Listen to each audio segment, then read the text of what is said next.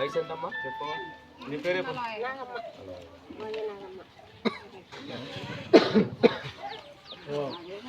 ఓయే నాగమ్మ. భర్త పేరు గోవింద కొడుక. భర్త పేరు మారమ్మ. సెల్ నెంబర్ లేదా? సెల్ నెంబర్ తెలుసు చెప్పానా? ఇంకోటి అండి, ఇంకోటి